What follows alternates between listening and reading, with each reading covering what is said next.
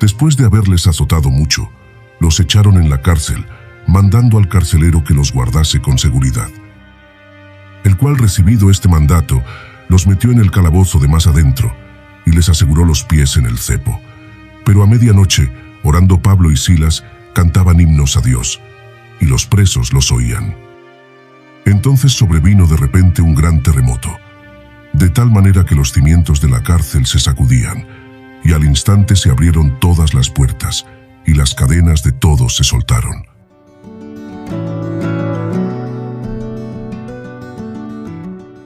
En la Biblia se encuentran hechos históricos que han dejado una marca indeleble, demostrando una fe inquebrantable en medio del sufrimiento y el dolor. A pesar de las dificultades, perseveraban con devoción y una firme convicción. En este video analizamos este hecho histórico y descubrimos qué hacía que estos hombres tuvieran una fe inquebrantable y que soportaran el dolor con tanto gozo por el Señor Jesús. Tal es el caso de Pablo y Silas, dos hombres que, por hacer el bien a una persona, fueron denunciados, posteriormente azotados y puestos en la cárcel. No obstante, en medio del dolor, en vez de quejarse, empezaron a alabar a Dios. Y sucedió un hecho sobrenatural que, posterior a eso, se desencadena una serie de hechos que ha dejado a más de uno asombrado, trayendo una luz de esperanza y fe para todas las familias de la tierra. Antes de seguir, por favor, ayúdanos dándole me gusta a este video. Suscríbete si aún no lo has hecho y no te olvides de activar la campanita de notificaciones para que YouTube te avise cada vez que publicamos un video nuevo. Empezamos.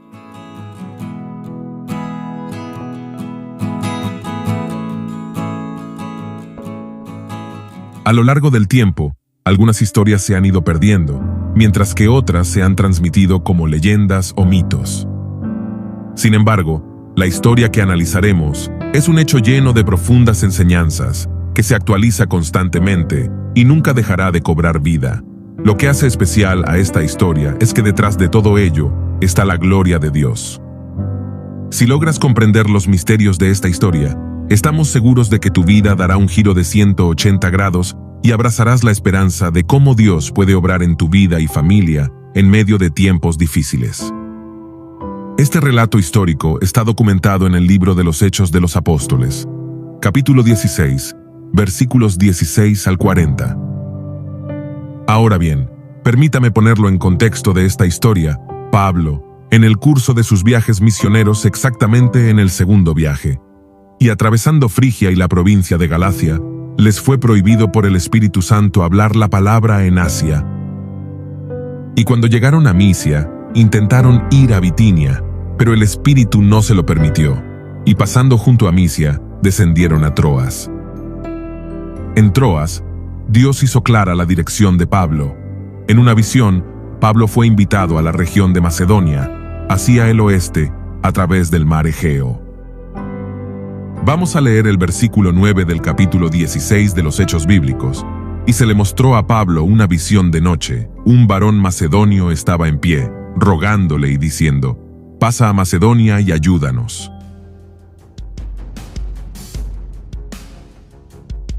De Troas, Pablo y su equipo misionero tuvieron que navegar a través del mar Egeo, desde el continente de Asia hasta el continente de Europa. Este era un gran paso, quizás más grande de lo que Pablo creía. Pablo y su equipo arribaron en Samotracia y al día siguiente llegaron a Neápolis. Desde allí se dirigieron a Filipos, donde ocurrieron hechos históricos. Estimados oyentes, es importante comprender la importancia de la salvación, Lidia, el carcelero y todo lo que sucedió con Pablo y Silas en Filipos. Fue el propósito del Señor y el Espíritu Santo los guió a ello, no fue simplemente una casualidad. Ahora bien, Filipos era la ciudad principal de la Macedonia Oriental, estaba cerca de la frontera de Tracia, en una llanura fértil, entre dos cordilleras de montañas. Derivaba su nombre de Felipe de Macedonia, quien la tomó a los tracianos. En el año 358 a.C., la fortificó grandemente y la guarnicionó y continuó el laboreo de las minas de oro que había cerca de allí. Filipos era la primera ciudad a donde se llegaba después de salir del puerto Neápolis, al noroeste de la cual estaba como a 10 millas de distancia. siguiendo la Vía Egnacia, un camino romano empedrado sobre una altura escabrosa llamada Cimbolum. En la llanura de Filipos fue librada la batalla en que Bruto y Casio fueron derrotados por Octavio y Antonio en el año 42 a.C. Posteriormente, cuando Octavio llegó a ser el emperador Augusto, transportó ciudadanos romanos a Filipos y la redujo a Colonia, a una Roma en miniatura, en donde predominaban las leyes, las costumbres y el idioma romanos. El pueblo era gobernado por sus propios magistrados y poseían los derechos de ciudadanos romanos. Allí comenzaron los triunfos del Evangelio en Europa. La primera persona convertida por la predicación de Pablo y de Silas fue la prosélita Lidia. Ahora bien, adentrémonos al tema. Leamos los versículos 16 y 17 del capítulo 16 del libro de los Hechos. Aconteció que mientras íbamos a la oración, nos salió al encuentro una muchacha que tenía espíritu de adivinación, la cual daba gran ganancia a sus amos, adivinando. Esta, siguiendo a Pablo y a nosotros, daba voces diciendo: estos hombres son siervos de Dios Altísimo, quienes os anuncian el camino de salvación.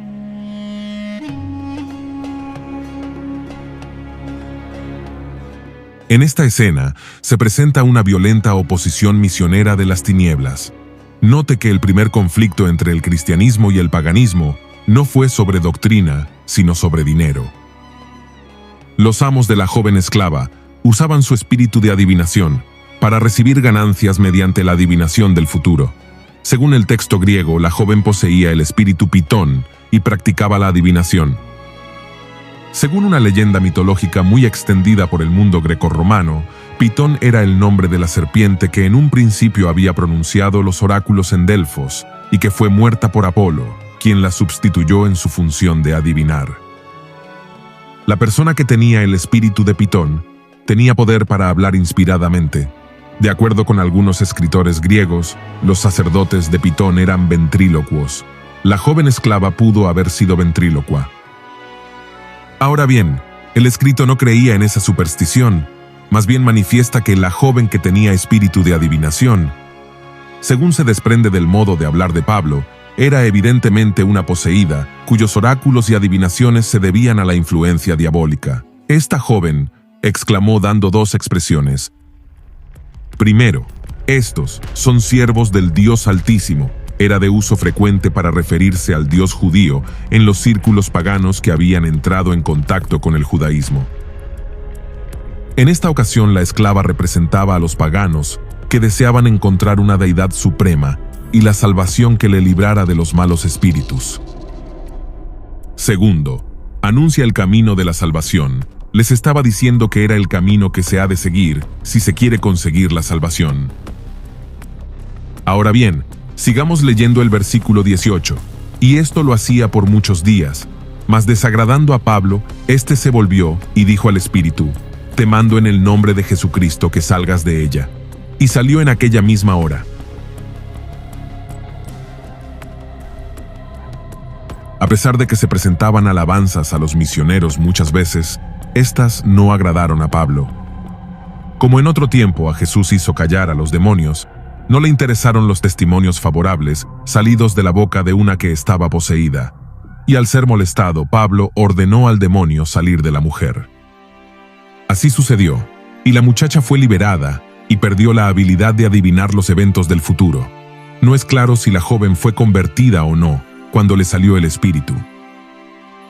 Estimados oyentes, la posesión demoníaca es una realidad. Algunos teólogos argumentan que esto solo ocurrió en el primer siglo, pero es un error pensar así. Los demonios causan mucho daño a las personas, por lo tanto, necesitamos tener el poder del Espíritu Santo para expulsar a los demonios en el nombre de Jesús.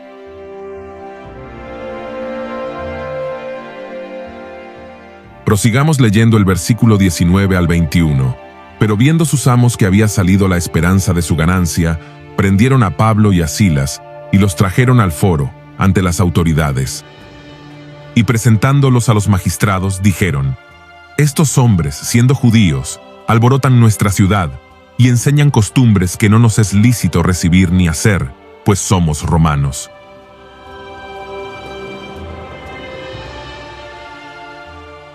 El caso es que esta muchacha había caído en manos de gente sin escrúpulos que usaba su desgracia en provecho propio. Cuando Pablo la libró del espíritu malo, en lugar de alegrarse de que ya estaba bien, se enfurecieron de que se les hubiera cerrado aquella fuente de ingresos. Y como eran astutos, jugaron con el antisemitismo natural de la gente y apelaron a su orgullo como ciudadanos de la colonia romana. En la acusación contra los misioneros, apelando a un cargo más efectivo, los inculparon de andar sembrando la inquietud con su predicación de costumbres e ideas religiosas extrañas que al pueblo romano no era lícito recibir ni practicar. También a eso añadieron los amos que ambos predicadores eran judíos.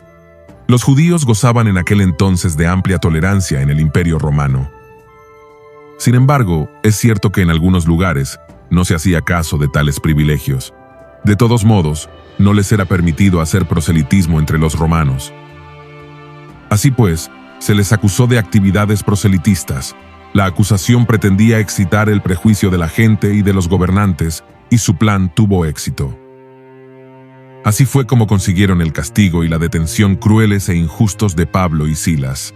Tras de esto era una obra diabólica. No obstante, Dios lo estaba encaminando para bien. Apreciados oyentes, los dueños de esta joven no se preocupaban por su bienestar, solo querían sacar provecho de ella para obtener más ganancias. Es triste ver cómo muchos hombres priorizan sus intereses por encima del bienestar de las personas. Aunque los dueños deberían estar contentos por la liberación de la joven, el dinero sigue siendo la principal motivación para muchos hombres, lo cual es lamentable.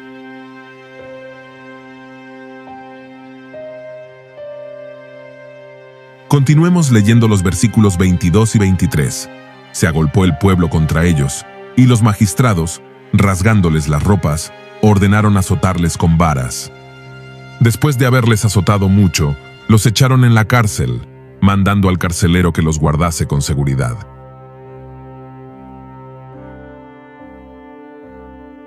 A menos que los acusados fueran ciudadanos romanos, eran normalmente azotados antes del juicio como un medio para asegurar la evidencia. Esto era llamado el coercitio. En la práctica, las personas de clases sociales bajas tenían pocas protecciones legales. Los asistentes de los magistrados romanos, llamados lictores, cargaban varas con las que golpeaban a los extranjeros. Algunas veces, como aquí, los acusados eran desvestidos primero. Los azotes públicos servían no solo para asegurar la evidencia, sino también para humillar a los azotados y desalentar a sus seguidores. Ahora bien, el texto indica que los azotaron mucho, pero no indica cuántos fueron exactamente cuánto fue. Los judíos se limitaban a dar 39 azotes. Leamos Deuteronomio capítulo 25, versículo 3. Se podrá dar 40 azotes, no más. No sea que, si lo hirieren con muchos azotes más que estos, se sienta tu hermano envilecido delante de tus ojos. Los romanos hacían como le parecía al funcionario del lugar y no tenían un límite fijo, mayormente lo hacían con crueldad. Después de la flagelación los pusieron en la cárcel, al cuidado de un carcelero, donde de allí adelante se desenlaza una nueva historia maravillosa como escenario una cárcel. Apreciados oyentes, ¿cómo debe haberse alborozado el diablo al pensar que había llevado a un brusco fin las actividades de estos consagrados siervos de Cristo? Pero su alborozo era prematuro, como siempre lo será. En este caso resultó para su total derrota y para impulso de la obra del Señor. Sigamos leyendo el versículo 24, el cual, recibido este mandato, los metió en el calabozo de más adentro, y les aseguró los pies en el cepo. El trabajo de un carcelero pudo haber sido asignado a un soldado retirado que se había establecido en esta colonia romana. A menudo, los veteranos se establecían en colonias como esta. Sin embargo, resulta ambigua la evidencia de que el carcelero haya sido un veterano. A los veteranos también se les daban tierras, reduciendo así la necesidad de otros recursos. Ahora bien, a Pablo y Silas los pusieron en cárcel de más adentro, posiblemente era un lugar de máxima seguridad o de peor tortura, y los aseguraron sus pies en el cepo. El cepo era instrumento que sujetaba los pies y a veces el cuello y las manos de un prisionero. Generalmente era de madera con agujeros para los pies. También podía servir como instrumento de tortura, ya que estiraba las piernas y forzaba al prisionero a sentarse en posiciones antinaturales. Los romanos solían agregarle cadenas. Apreciados oyentes, el ejemplo de estos hombres de Dios valerosos nos enseña a ser valientes y poner nuestra fe en Dios. A veces por cosas insignificantes nos desanimamos. Le critican y se ofende, le calumnian y renuncia. Oh hermanos, aún no hemos padecido sufrimiento como estos hombres, que entregaban su vida por amor a Dios. Sigamos leyendo el versículo 25. Pero a medianoche, orando Pablo y Silas, cantaban himnos a Dios, y los presos los oían. Pablo y Silas estaban en una situación inhumana. Habían sido brutalmente azotados, lo que resultó en heridas sangrantes y marcas en sus espaldas. Es fácil imaginar el intenso sufrimiento que estaban soportando. Sin embargo, no recibieron ningún tipo de atención médica, ni se les proporcionaron medicamentos para aliviar el dolor o prevenir infecciones en sus heridas. Ahora bien, no obstante, el versículo inicia con la conjunción pero, que se utiliza al principio de una cláusula sin hacer referencia a algo anterior, con el fin de enfatizar o dar fuerza a lo que se está diciendo. El mensaje implícito es que el sufrimiento que está por ocurrir es más importante que el sufrimiento en sí mismo. Lo que se entiende es que el evento que está por ocurrir es más importante que el sufrimiento en sí. En plena medianoche, Pablo y Silas, quienes habían sido humillados al ser encarcelados, se encontraban con los pies sujetos en un cepo y sus espaldas llenas de heridas. A pesar de todo, en medio de tanto sufrimiento, estaban orando y cantando himnos alabando el nombre del Señor, hasta tal punto que los demás prisioneros se despiertan y los escuchan maravillados. Estimado oyente, es asombroso cómo, a pesar del dolor, estos hombres pueden alabar a Dios y orar. La alabanza es una expresión de alegría y oración en la que han entregado sus cargas al Señor. Estos hombres han aprendido a regocijarse incluso en medio del dolor, lo cual nos motiva a alabar a Dios en todo momento. Ahora bien, sigamos leyendo el versículo 26. Entonces, sobrevino de repente un gran terremoto, de tal manera que los cimientos de la cárcel se sacudían, y al instante se abrieron todas las puertas, y las cadenas de todos se soltaron. En este versículo nos muestra el obrar de Dios en respuesta a la oración y la alabanza de sus siervos. De manera inesperada, un terremoto repentino sacudió los cimientos de la cárcel y liberó a los prisioneros de las cadenas que los mantenían unidos a las paredes. Este evento era un acto divino, ya que los terremotos no ocurrían con frecuencia en esa región.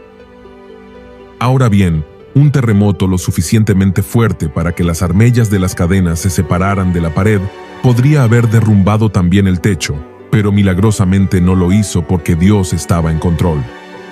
El terremoto fue tan violento que se abrieron las puertas, los fundamentos de la cárcel fueron sacudidos y las puertas quedaron abiertas. Estimados oyentes, todos los prisioneros que antes estaban encadenados ahora se encontraban libres, con las puertas abiertas, pero no intentaron escapar. Pablo y Silas comprendieron que la verdadera libertad estaba en liberarse del pecado, la peor cárcel para los hombres. Decidieron entonces que era el momento de salvar las almas de los demás prisioneros y del carcelero mismo, quien sería el protagonista de esta historia. Continuemos leyendo el versículo 27. Despertando el carcelero, y viendo abiertas las puertas de la cárcel, sacó la espada y se iba a matar, pensando que los presos habían huido. El carcelero se despertó por el terremoto y estaba horrorizado al ver todas las puertas abiertas. Imaginando que los presos habían huido, sacó la espada y se iba a matar. Cuando los romanos se enfrentaban a la ejecución, en este caso por dejar escapar a los prisioneros, consideraban el suicidio como una alternativa noble. Estimados oyentes, en el momento en que el carcelero creía que todo estaba perdido y que la única solución era la muerte, aparece una luz de esperanza para él y su familia. Sigamos leyendo los versículos 28 y 29. Mas Pablo clamó a gran voz, diciendo: «No te hagas ningún mal, pues todos estamos aquí». Él entonces, pidiendo luz, se precipitó adentro y, temblando, se postró a los pies de Pablo y de Silas. Desde la oscuridad del calabozo, Pablo vio y oyó al carcelero, y se dio cuenta de la intención del aterrorizado guardián. Comprendió la conclusión a la cual había llegado el carcelero y quiso impedir que se suicidara. Aún en medio de su propio sufrimiento, Pablo pensó en la salvación de otro. Anhelaba que ni siquiera el que lo había echado en la terrible prisión pereciera impulsado por su angustia. Pablo le dijo: «No te hagas ningún mal». El sonido de la voz de Pablo fue suficiente para detener la mano del carcelero. Por lo menos uno de sus presos no había escapado. El mensaje de Pablo era aún más reconfortante. Ninguno faltaba. Parece que los otros presos aún no habían pensado en la posibilidad de escapar, y también se tranquilizaron por el sereno ejemplo de Pablo. Ahora bien, el carcelero, lleno de preocupación y emoción, pidió luz para verificar que todos los presos estuvieran en su celda. Efectivamente, todos estaban allí y ninguno había escapado. Al notar esto, el carcelero se acercó a Pablo y Silas temblando, tal vez creyendo que Pablo y Silas eran dioses. Es posible que el carcelero hubiera escuchado a la muchacha poseída afirmar que eran siervos de Dios Altísimo. Siguiendo las instrucciones que había recibido, sabía que eran prisioneros inusuales, y al ver que no habían escapado, pensó que tal vez fueran algo más que simples hombres. Es probable que el carcelero no tuviera conocimiento alguno sobre el Dios de Israel o el judaísmo, ya que en Filipos no existía ninguna sinagoga. Prosigamos leyendo los versículos 30 y 31, y sacándolos les dijo: «Señores, ¿qué debo hacer para ser salvo?» Ellos dijeron: «Cree en el Señor Jesucristo, y serás salvo, tú y tu casa». La pregunta del carcelero penetró hasta el punto clave: «Señores, ¿qué debo hacer para ser salvo?». Esta pregunta ha de preceder a cualquier caso genuino de conversión. El hombre ha de saber que está perdido antes que pueda ser salvo tú y tu casa. La respuesta apostólica es: «Cree en el Señor Jesucristo y serás salvo». Si valía para este hombre, sería válida para cualquier hombre. Ahora bien, la respuesta de Pablo al guardia de la prisión es una afirmación clásica de la esencia del Evangelio. Esta es salvación que viene solo por gracia, recibida solo por fe. Algunos se han preocupado de que la invitación de Pablo para la salvación aquí es demasiado fácil y promueve una fe demasiado fácil o una gracia barata. Otros se niegan a predicar sobre el arrepentimiento, diciendo que este texto dice que no es necesario. Pablo nunca llamó específicamente al guardia de la prisión al arrepentimiento porque él ya se estaba arrepintiendo. Podemos ver el humilde arrepentimiento del carcelero, en que se postró temblando, en la idea total de la palabra cree, pistis en griego, que significa confiar en, creer en, aferrarse a, y en la orden de creer en el Señor Jesucristo. En el caso del carcelero filipense, Pablo no lo envió a consejería, no le dio una plática de teología, no discutió la terminología espiritual del carcelero, no habló sobre sacramentos ni de iglesias. Él guió a este hombre obviamente arrepentido a la fe en Cristo Jesús. Sigamos leyendo los versículos 32 y 33. Y le hablaron la palabra del Señor a él y a todos los que estaban en su casa. Y él, tomándolos en aquella misma hora de la noche, les lavó las heridas, y enseguida se bautizó él con todos los suyos. Pablo y Silas tomaban en serio la unidad familiar. El ofrecimiento de salvación fue para el carcelero y su familia, incluyendo a los sirvientes. La fe del carcelero no salvó a todos. Cada uno necesitó aceptar a Jesús en fe y creer en él de la misma manera que el carcelero lo hizo. Sin embargo, toda su familia creyó y recibió la salvación por la predicación de Pablo y Silas. Los romanos esperaban que toda la casa siguiera la religión del jefe de la misma. Además, esperaban que el jefe hiciera que su casa adorara a los dioses romanos. Aquí la conversión no es automática. Toda la casa debió escuchar la palabra. Apreciados oyentes, ore que Dios lo use para presentar a Jesús a su familia y que pueda creer en él. Continuemos leyendo los versículos 33 y 34. Y él, tomándolos en aquella misma hora de la noche, les lavó las heridas. Y enseguida se bautizó él con todos los suyos, y llevándolos a su casa, les puso la mesa, y se regocijó con toda su casa de haber creído a Dios.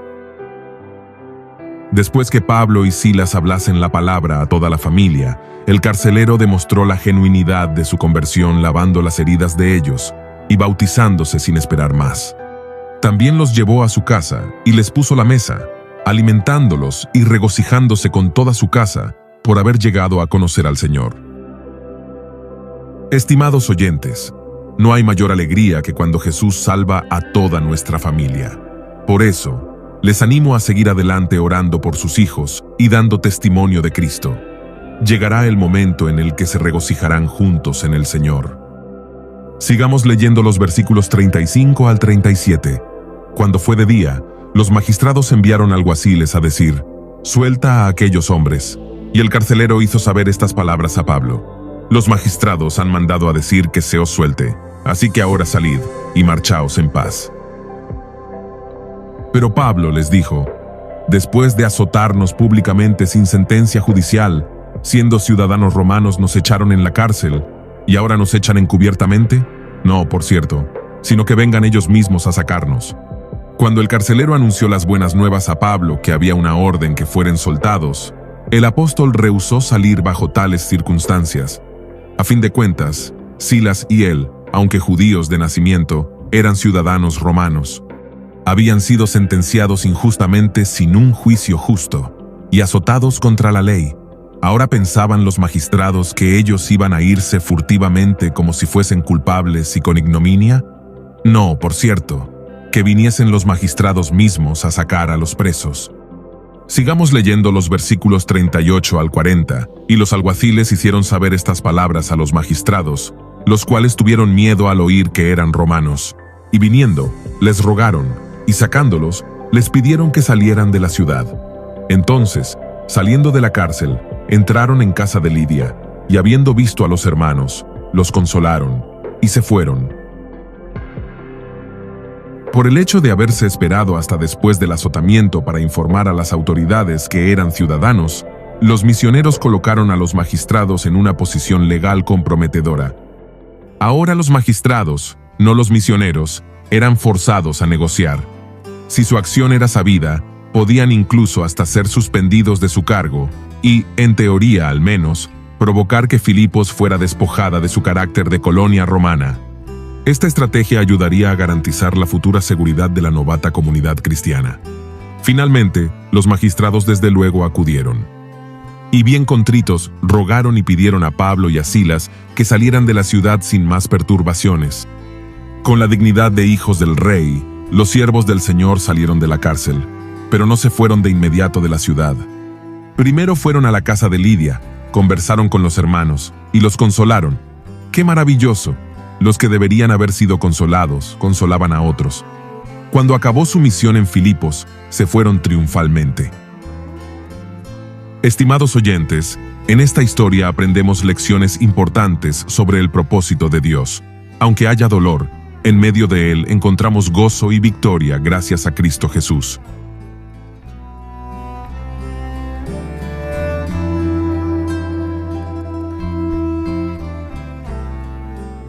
Así llegamos al final de este video. No olvides compartirlo.